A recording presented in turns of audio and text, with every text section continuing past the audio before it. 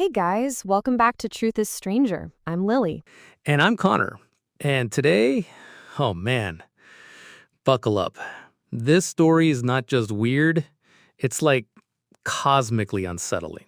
We're talking about five guys, one snowy mountain road, a car that didn't need to be abandoned, and a body found in a forest trailer under the creepiest conditions ever. This is the story of the Yuba County Five. And before you ask, no, it's not a band. Though it sounds like it should be. Right? Or like some off-brand boy band from the 70s. But nope, these were five men in their 20s and 30s, all with mild developmental disabilities or mental health conditions. And they just vanished. So let's rewind to February 24th, 1978. These five friends, Jack Madruga, Bill Sterling, Ted Weyer, Jack Hewitt, and Gary Mathias, lived in Yuba City, California. They were all huge basketball fans, like borderline obsessed. They had a game the next day with their team, the Gateway Gators. They were pumped. That night, they drove to Chico to watch a college basketball game. They watched the game, got snacks afterward, and were seen leaving around 10 p.m. And that should have been it. Straightforward, head home, go to bed, get ready for their game the next day. But instead, their car was found abandoned the next day on a remote, snowy mountain road, not anywhere near the route they should have been taking. And when I say remote, I mean remote. Like deep in the Plumas National Forest, no one could figure out why they would go that direction. It was completely off course. Okay, so here's the first weird detail. The car, Jack Madruga's Mercury Montego, wasn't stuck. There was gas in the tank, it started right up, the tires were fine. They could have just driven out, but they didn't. They left it and disappeared into the snowy forest with no jackets, no flashlights, no nothing. The families were baffled. I mean, they knew the guys. These weren't thrill-seeking mountain hikers. They hated the cold. Especially Ted Weyer. His family said he hated the cold. He would never have voluntarily gone into the mountains in the middle of winter. It gets worse. Months later, in June, a group of motorcyclists exploring the forest came across a trailer. And inside, they found Ted Weir. Dead, lying on a mattress, wrapped in 8 sheets, like someone had tried to preserve his body. Here's the creepiest part. There was food in the trailer. Canned food. Like a dozen or so cans. But Ted had starved to death. Over the course of weeks, maybe even months. He was also missing his shoes. His feet were badly frostbitten, and his beard had grown out significantly. Meaning he was alive for a long time. The search teams later found the bodies of Bill Sterling and Jack Madruga a few miles away from the car. They had apparently died of hypothermia. Jack Hewitt's remains were found even farther away, scattered bones. But Gary Mathias was never found. To this day, no trace, nothing. And remember, Gary was the one who had schizophrenia, but he was stable on meds. The working theory was that maybe he helped Ted get to the trailer.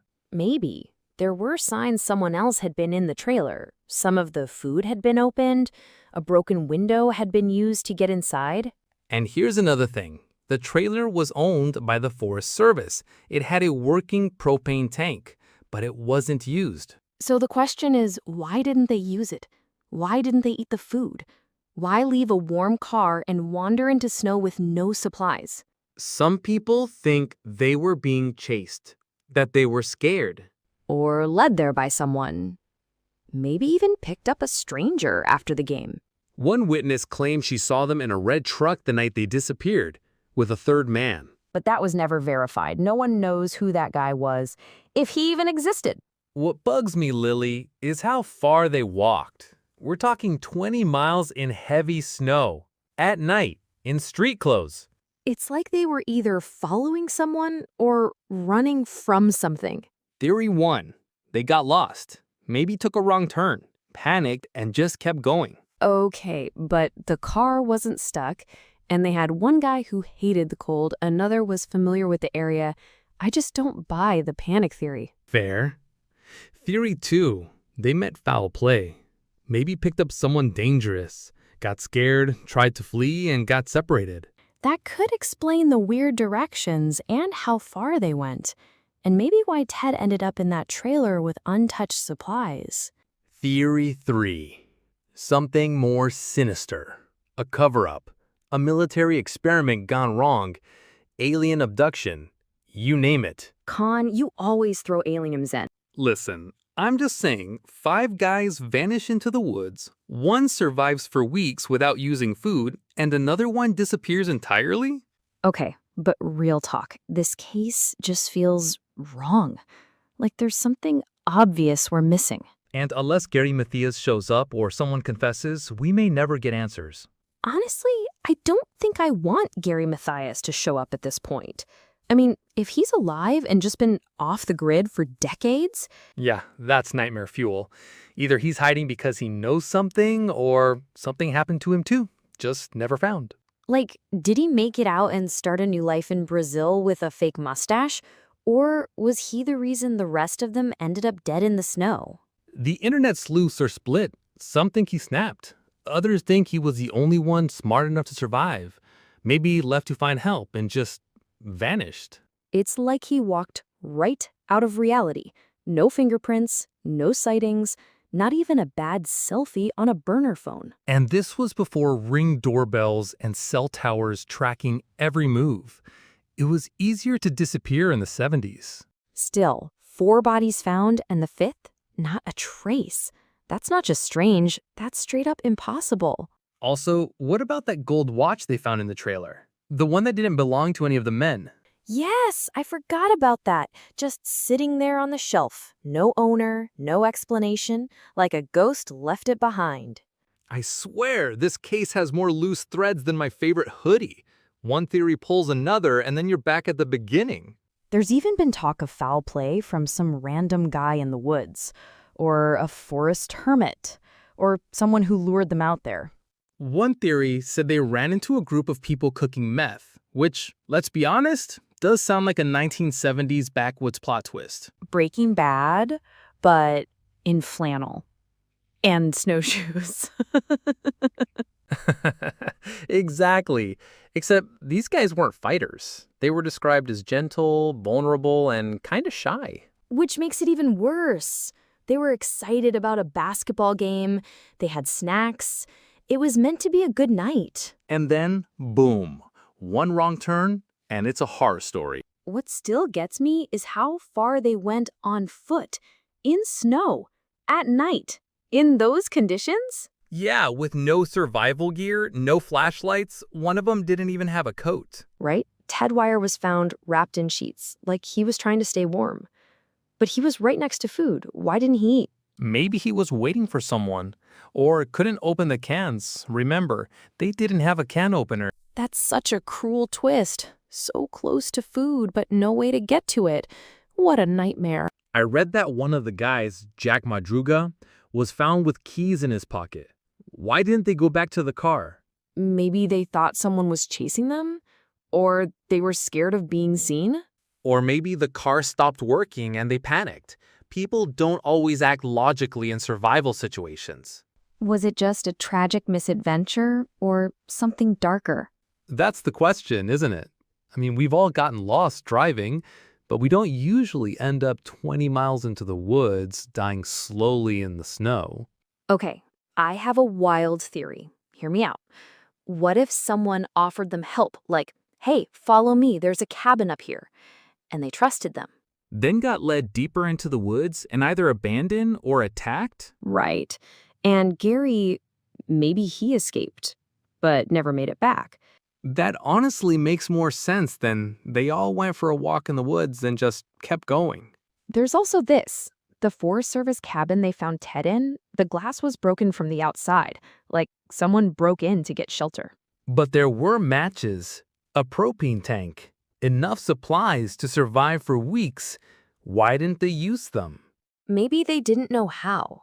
Or maybe Ted was too weak to get up, and Gary left to get help but never came back. And the others frozen just miles away, as if they didn't know the trailer was even there. That makes me so sad. They were so close. if they just reached the cabin together? There's a special kind of horror in a story where the what-ifs hurt more than the facts. Yeah, like this case is less about what did happen and more about what could have saved them. And the fact that it's still open, still unsolved, it just haunts you. Do you think we'll ever get answers? Unless someone comes forward with a deathbed confession or Gary Mathias walks out of a gas station in Florida one day, probably not. Honestly, if Gary did turn up, I'd be like, dude, you got some explaining to do. Right? Like, hey, quick question. Why did all your friends die in the snow while you went full ghost mode? Exactly. Oh, and also, where have you been for 40 years? This case is a perfect storm of strange. Mental health, bad directions, panic, possible foul play. Plus, a mountain, a blizzard, a broken down car, and one of the most baffling missing persons twists ever. You know, sometimes I think the creepiest part isn't what we know, it's what we never found out. Yeah, like if someone was involved, like an outsider, how the hell did they keep it quiet this long? And in this era of DNA and true crime TikTok, you'd think something would have come up. Right? Like someone's aunt randomly confessing on Facebook, oh, I used to live near there and saw 5 guys run past my chicken coop. With snacks. And no jackets. Exactly. It's just bizarre that nobody saw anything. These weren't invisible people. And it's not like it happened in some remote part of Alaska. This was Northern California. Okay, but I looked it up, and that mountain road, it's sketchy. Like, horror movie sketchy. Yeah, and freezing cold. That's another thing. These guys weren't prepared, like at all. I can't get over Ted staying in that trailer for weeks while food was just sitting there. If that doesn't scream something weird went down, I don't know what does. There's that one theory I read where Gary and Ted made it to the trailer together, but Gary left to get help and never came back. That kind of makes sense. Ted might have stayed, waiting for Gary. But that raises the biggest question. Where did Gary go? And why was he never found? Exactly. Lily, I mean, if he died out there, they should have found his body, right? Unless he got picked up or picked off. Either way, it's shady. One thing's for sure. There's a big piece of this story still missing. Literally. Yep, a living, breathing mystery named Gary Mathias. Do you think, okay, tinfoil hat moment, do you think he was somehow involved? Like, responsible? I'm not saying he planned anything, but maybe he had a breakdown. Or snapped under stress. He did have schizophrenia, right? And he'd stopped taking his meds? Yep, which could have made everything worse. But even then, how do you explain everything else? Exactly. Mental health doesn't make you a mastermind of disappearances. Unless he joined the secret mountain cult and became their leader. Now that would be one hell of an update. Gary Mathias, forest prophet. Truth is, maybe it was just a series of bad decisions mixed with bad luck and a really unforgiving winter. That's the most depressing explanation, but also the most likely. And yet, it still doesn't explain the gold watch or the weird directions or why they abandoned a working car with gas. Maybe they thought it was being followed, or they panicked and bolted. Or maybe someone made them leave. See? You keep circling back to foul play. I do too. It just feels like too many odd pieces for it to be accidental. And that's why the Yuba County 5K still gets covered today. It's haunting. Totally. I went into this thinking, oh, okay, some guys got lost in the snow. And now I'm like, wait, what actually happened? That's what gets people hooked. It's not just sad, it's confusing, creepy, and unfinished. I mean, I want closure, but I also kinda don't. Because mystery is what makes it stick in your brain. Yep. You start off reading the Wikipedia page, and 5 hours later, you're on Reddit scrolling through blurry maps and wild theories. I swear this pixel is Gary. Enhance! Zoom! Wait, is that a squirrel? But seriously, if even one more clue turned up, like a note or an old camera or some weird confession, this thing would explode. Yeah, Netflix would immediately greenlight a 6-part docuseries. Hosted by us, obviously. Obviously, we'll call it Snowed In, the Yuba County Mystery. I love it. We'll wear flannel, interview goats, maybe summon ghosts. That's our brand. All right, before we both disappear into a rabbit hole again, let's wrap this up. Final thoughts? The Yuba County 5 case is the perfect storm of confusing, creepy, and tragic. I still don't know what I believe, but it's definitely not as simple as they got lost. Same. Whether it was foul play, panic, or something more bizarre, this case doesn't let go. And that's why we had to cover it. And if Gary Mathias is out there listening, Call us. Seriously, we have questions. and snacks. Okay, wait. Before we really go, can we just acknowledge how this whole thing sounds like an X-Files episode? Oh, 100%. Mulder would be like, they were abducted. The blizzard was a cover-up. And Scully would roll her eyes and say something like, actually, Mulder, hypothermia can cause paradoxical undressing. Which, by the way, is a real thing. People take their clothes off when they're freezing because their nerves go haywire. Yeah, and it makes investigators think something suspicious happened when it could be just the body shutting down. Yeah, but it still doesn't explain the broken window, or why nobody built a fire, or why snacks were untouched. Or how a whole group just silently accepted death without any recorded panic or struggle. You know what it reminds me of? The Dyatlov Pass incident. Yes, Russian hikers, dead in the snow, some missing eyeballs, tents ripped from the inside, also unsolved. And equally terrifying, some people link the two cases. Same cold, same confusion, same creepy vibes. You ever notice how the coldest cases literally happen in the cold? Wow, that's either deep or super on the nose. Both. But really, nature doesn't leave many clues behind. It just swallows things up. Like the mountain itself is hiding secrets. There should be a movie called The Mountain Knows. Starring Gary Mathias as himself? Okay, now it's a horror movie. But seriously, I think the reason people are so obsessed with this case is because it taps into that fear of being lost and helpless and nobody coming for you. Yeah, we all think we'd make smart choices in a crisis. But when it actually happens, Your brain short circuits, you panic, you follow someone who seems confident, you wander off the path. and maybe that's what happened. One wrong decision, one wrong turn, and a series of small, tragic choices no one lived to explain. Which is the scariest thing of all, because it could happen to anyone. Even us. Okay, that's enough existential dread for one night. Yeah, let's go look at puppy videos or something. Thanks for sticking with us, weirdos. We'll be back next week with another creepy, true, and unsolved story to keep you up at night. Until then, lock your doors, double check your GPS, and maybe don't go hiking after sunset. Or better yet, just stay home. Before we sign off, Connor, if you ever invite me on a road trip through the mountains at night, I'm saying no. Noted. We'll stick to beach trips and gas stations with lots of lighting. And snacks. Always snacks. Obviously. Emergency Twizzlers and a fully charged phone. That's how you survive a horror story. And maybe don't follow any weird shortcut signs with names like Mystery Trail or Rattlesnake Ridge. Honestly, if the word ridge is in the name, I'm out. Same. And if we ever do get lost, remind me to ignore your directions. Fair.